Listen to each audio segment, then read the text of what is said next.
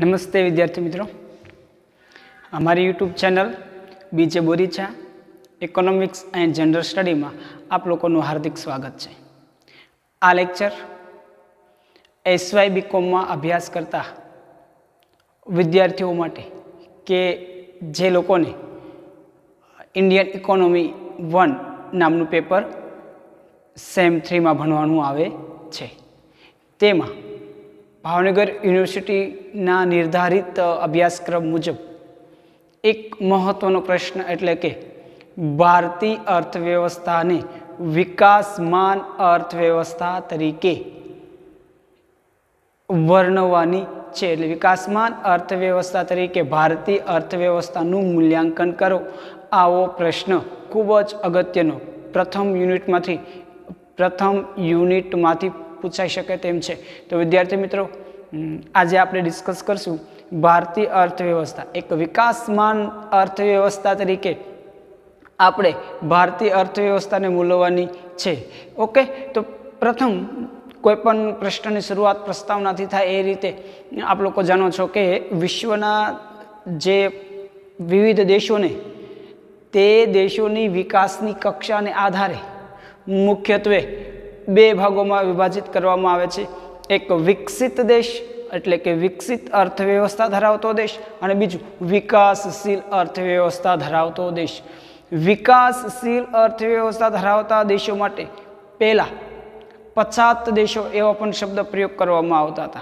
त्यारबाद अल्प विकसित देश एवो पण शब्द प्रयोग करवामां आवतो हतो। परिणाममां वर्ल्ड बेंकना अहेवालमां अथवा तो अहेवाल मुजब कोईपण देश में विकासनी शक्यताओं रहेली होय छे।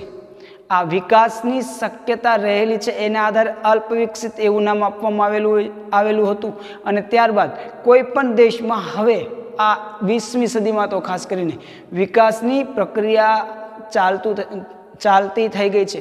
कोईपण देश एवो नथी के त्यां शून्य विकासनो दर होय। एटले भले विकासनो दर नीचो तो नीचो पण विकासनो दर हालमां कोईपण अर्थव्यवस्था होय त्यां थोड़ोक तो दर होय ज छे।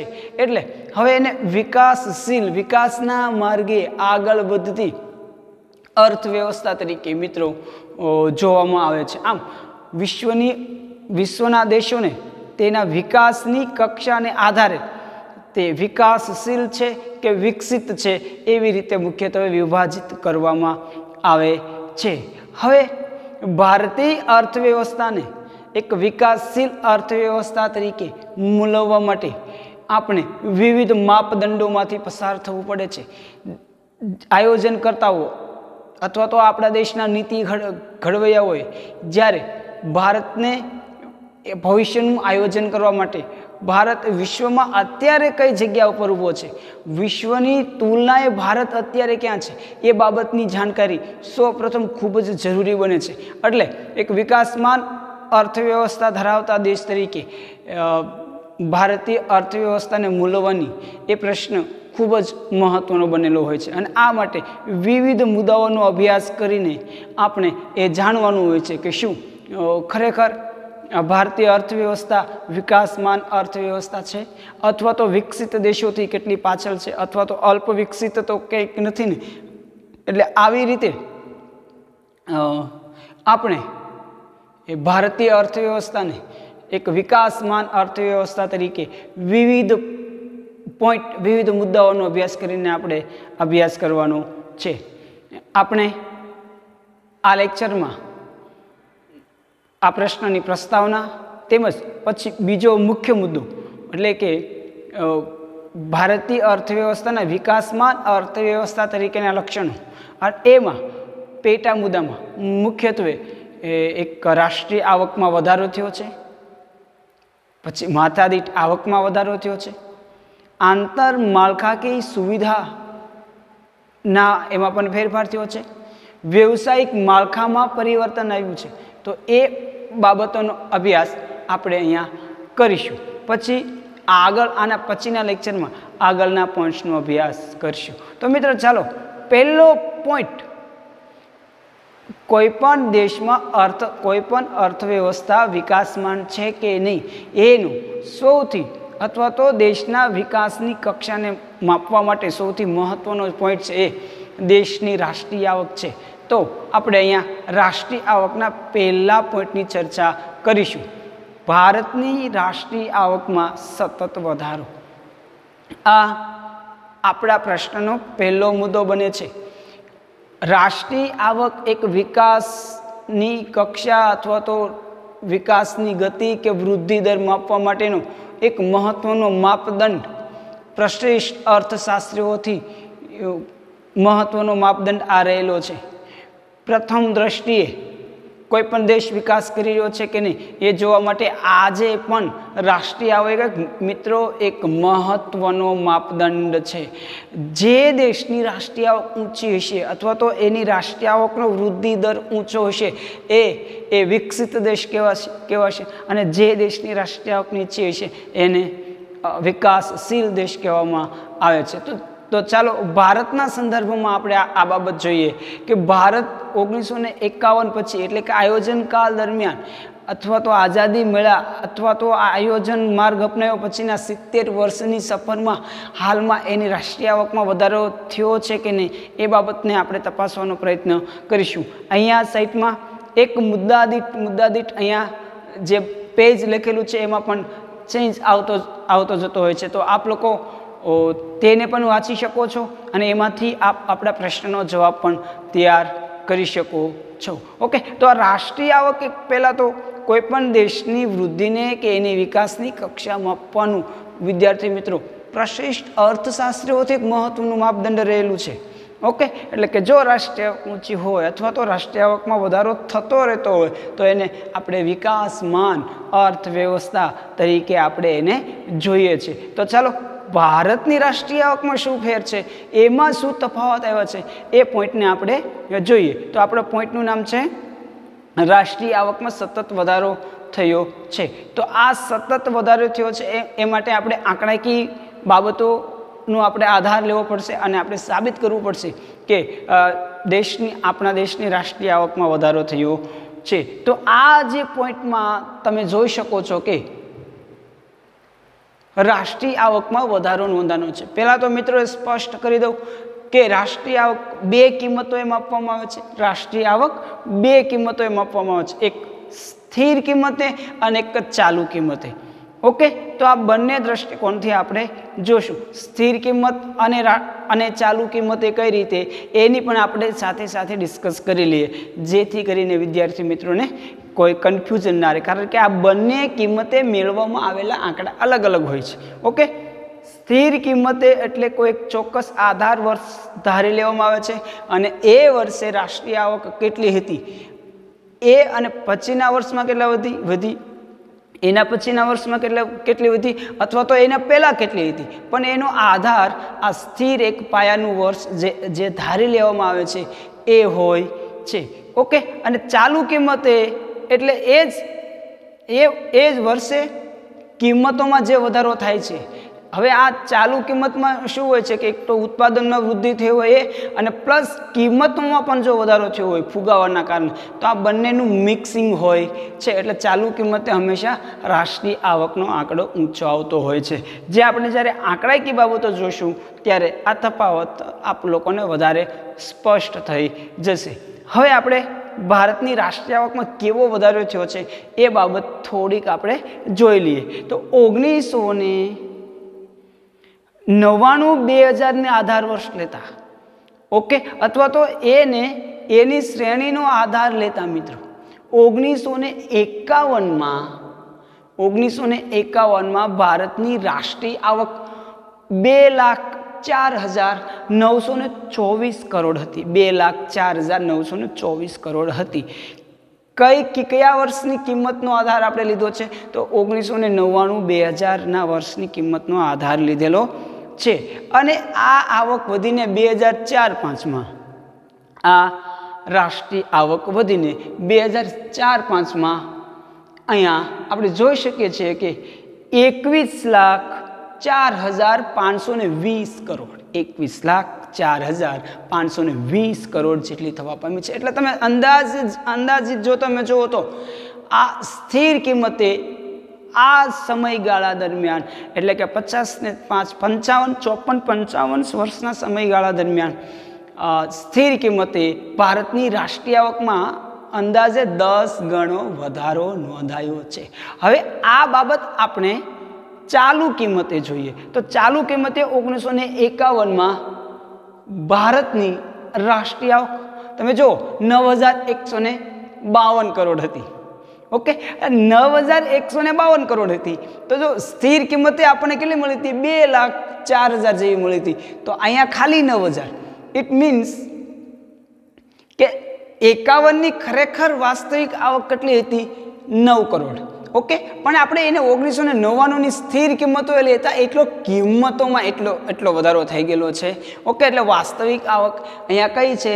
1951માં 9152 કરોડ છે અને 2004-5માં એ વધીને મિત્રો 25,36,04,08 25,36,04,08. જો પહેલા 10 ગણો જ વધારો થયો છે. 2 લાખથી 2 કરોડથી 21 કરોડે આપણે પહોંચ્યા છીએ. અહીંયા 9,000થી 25 કરોડ પહોંચી ગયા છીએ. એટલે વિદ્યાર્થી મિત્રો મેં થોડી જ વાર પહેલાં આપ લોકોને કીધું કે ચાલુ કિંમત છે એમાં ઉત્પાદન વૃદ્ધિ તો હોય જ છે, સાથે સાથે કિંમતમાં થતો વધારો પણ રાષ્ટ્રીય આવકમાં વધારો દર્શાવે છે. એટલે એમાં વાસ્તવિક પરિસ્થિતિનો ખ્યાલ આવતો નથી. એટલે સ્થિર વર્ષના આધારે રાષ્ટ્રીય આવકને વધારે ધ્યાનમાં લેવામાં આવે છે.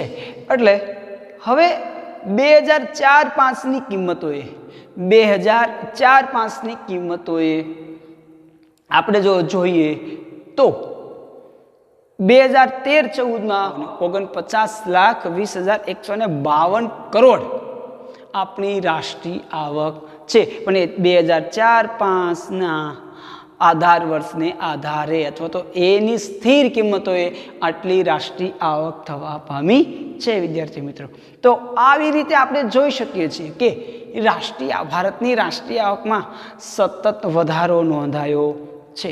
તો આ હતો આપણો વિદ્યાર્થી મિત્રો પહેલો પોઈન્ટ કે રાષ્ટ્રીય આવકમાં વધારો નોંધાયો છે. હવે આપણે બીજા પોઈન્ટની આપણે ચર્ચા કરીશું. બીજો પોઈન્ટ છે એ દેશની માથાદીઠ આવકમાં પણ વધારો થતો રહ્યો છે એ બાબતનો છે. માથાદીઠ આવક એ મિત્રો સરેરાશ આવક છે. દેશની વસ્તીની સરેરાશ આવક છે. કુલ રાષ્ટ્રીય આવકને દેશની વસ્તી કે દેશની વસ્તીની સંખ્યા વડે ભાંગવાથી આપણને માથાદીઠ આવક મળે છે. વિદ્યાર્થી મિત્રો જનરલી પ્રશ્ન એવો થતો હોય છે કે એ પહેલાં રાષ્ટ્રીય આવકને મહત્ત્વ આપવામાં આવતું હતું, પરંતુ જો દેશમાં અસમાનતા હોય તો માથાદીઠ આવકના એક માપદંડને પણ ધીમે ધીમે મહત્ત્વ આપવામાં આવી રહ્યું. પરંતુ આમ છતાં એની પણ મર્યાદા એ છે કે આ રાષ્ટ્રીય માથાદીઠ આવક સરેરાશ માપવામાં આવતી હોવાથી ખરેખર દેશની બધી જ વ્યક્તિઓની માથાદીઠ આવક આપણને જાણવા મળતી નથી. પણ આમ છતાં દેશના વિકાસના એક માપદંડ તરીકે રાષ્ટ્રીય આવક કરતાં માથાદીઠ આવકને એક વધારે સારો અને વધુ યોગ્ય માપદંડ માનવામાં આવે છે. ઓકે વિદ્યાર્થી મિત્રો, તો હવે ભારતમાં આયોજનકાળ દરમિયાન માથાદીઠ આવકમાં વધારો નોંધાયો છે. એક ખાસ ભારતના સંદર્ભમાં એક જે નોંધવા જેવું એક બાબત જે છે, એક જે લક્ષણ છે એ છે કે આયોજનકાળ દરમિયાન એક વસ્તી વિસ્ફોટક જેવી પરિસ્થિતિ મિત્રો સર્જાની. વસ્તીમાં ખૂબ જ વધારો થયો અને આમ છતાં માથાદીઠ આવકમાં વધારો થયો. એટલે ભારતની માથાદીઠ આવક ખરેખર સારી વધી છે એવું આપણે કહી શકીએ. કારણ કે વસ્તી વધારાનો દર ઊંચો હોય એટલે માથાદીઠ આવક હંમેશા નિશ્ચિત પ્રાપ્ત થાય. પરંતુ આટલી બધી વસ્તીમાં વધારો થયેલો હોવા છતાં પણ ભારતની માથાદીઠ આવકમાં વધારો નોંધાયો છે એ બાબતની આપણે અહીંયા ચર્ચા આંકડાકીય બાબતથી આપણે કરી લઈ. આને પણ સ્થિર કિંમતોએ અને ચાલુ કિંમતોએ બંને દ્રષ્ટિએ આપણે જોવાની છે. જો સ્થિર કિંમતોએ જોઈએ તો 1951માં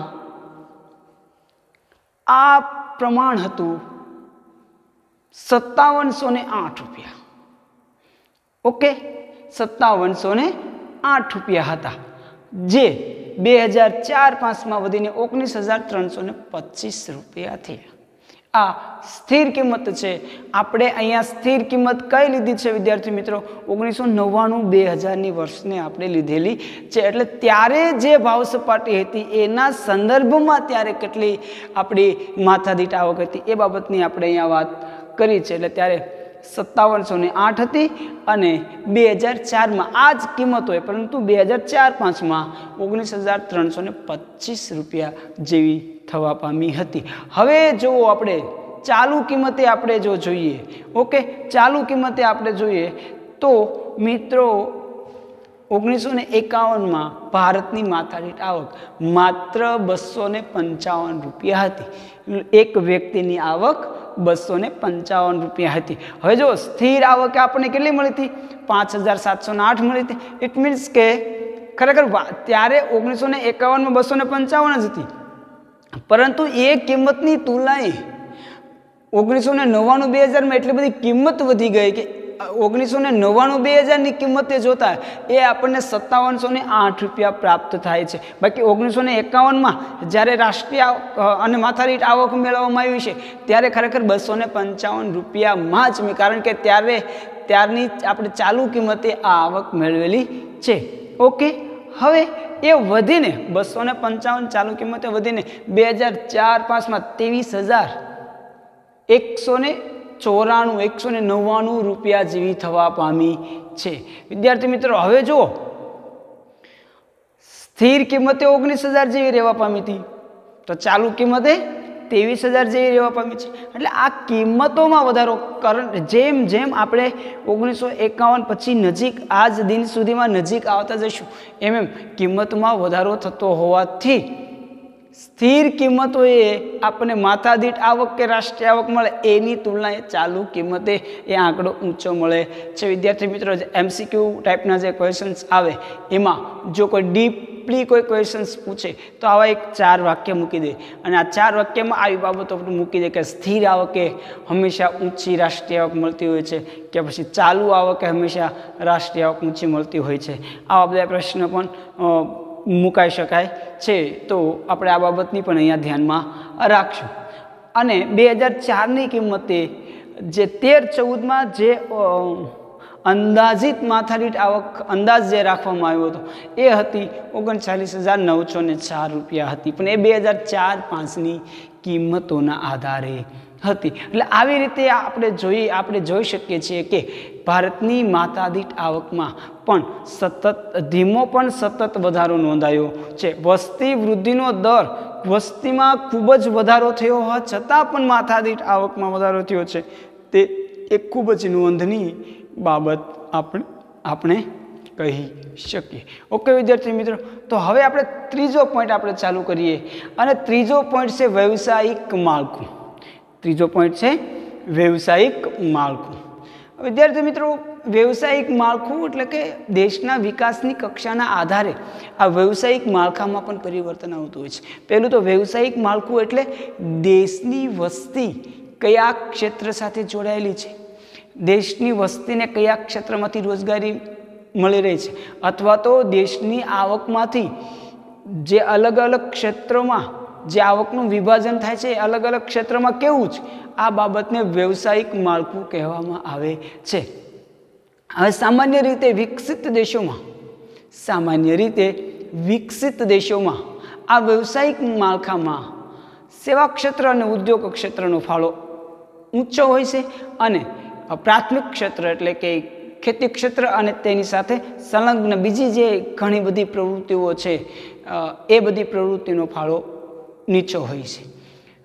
જ્યારે અલ્પવિકસિત કે વિકાસશીલ દેશમાં પ્રથમ કક્ષાની પ્રવૃત્તિઓ એટલે કે ખેતી ક્ષેત્રનો ફાળો રોજગારીમાં ખૂબ જ ઊંચો જોવા મળે છે, અને ત્યારબાદ ઉદ્યોગ ક્ષેત્ર અને સેવા ક્ષેત્ર હોય છે. તો ભારતના ક્ષેત્રમાં જ્યારે 1951ની વાત કરી, આ જે વ્યવસાયિક માળખામાં 1951 અને પછી આજમાં ખૂબ જ પરિવર્તન આવેલું છે. તો આપણે એ એક આંકડાકીય બાબતથી આપણે અહીંયા જોશું. ઓકે, હવે તમે જો ખેતી ક્ષેત્રમાં 55.4 એટલો કુલ રાષ્ટ્રીય આવકમાં હિસ્સો હતો. કેટલો? 55.4 એટલો હિસ્સો હતો, જે આજે ઘટીને 13.9% જેટલો રહેવા પામ્યો છે. ઓકે, પછી ઉદ્યોગ ક્ષેત્ર, તો ઉદ્યોગ ક્ષેત્રનો ત્યારે 15% જેટલો હતો, જે આજે વધીને 24.2 થયો છે. તો જો ખેતી ક્ષેત્રનો ફાળો ઘટ્યો છે અને સામે ઉદ્યોગ ક્ષેત્રનો ફાળો વધ્યો છે. એનાથી પણ સૌથી આપણું ધ્યાન આકર્ષિત કરતું એક મહત્વનું લક્ષણ કે જે વ્યવસાયિક માળખામાં પરિવર્તન આવ્યું છે ભારતમાં, એ છે સેવા ક્ષેત્ર. આઝાદી સમયે 1951માં 29.6 જેટલો ફાળો રાષ્ટ્રીય આવકમાં હતો, જે એકદમ જમ્પ મારીને 59.2% પહોંચી ગયેલો છે. એટલે હાલમાં સેવા ક્ષેત્રનો ફાળો રાષ્ટ્રીય આવકમાં વધી ગયો છે. અથવા તો બીજી રીતે કહીએ તો રાષ્ટ્રીય આવકમાંથી વિવિધ ક્ષેત્રોમાં જે આવકની વહેંચણી થાય એમાં સેવા ક્ષેત્ર સૌથી વધારે રાષ્ટ્રીય આવકને ખેંચી જાય છે, જ્યારે ખેતી ક્ષેત્રનો ફાળો એકદમ તળિયા બાજુ જઈ રહ્યો છે, માત્ર 13.9% જેટલો રહેલો છે, જે આઝાદી સમયે ઘણો બધો ઊંચો આપણને જોવા મળે છે. તો વિદ્યાર્થી મિત્રો, આ હતો વ્યવસાયિક માળખામાં આવેલું પરિવર્તન. હાલમાં ભારતના વ્યવસાયિક માળખામાં ઉદ્યોગ ક્ષેત્ર અને સેવા ક્ષેત્રનો ફાળો ખૂબ જ વધી રહ્યો છે. તે પણ એક વિકાસમાન અર્થવ્યવસ્થા તરીકેની એક સાબિતી છે. ઓકે વિદ્યાર્થી મિત્રો, તો હવે આપણે નેક્સ્ટ લેક્ચરમાં બાકીના મુદ્દાઓનો અભ્યાસ કરીશું અને એક વિકાસમાન અર્થવ્યવસ્થા તરીકે ભારતની અર્થવ્યવસ્થાને મૂલવવાનો પ્રયત્ન કરીશું. જય હિન્દ.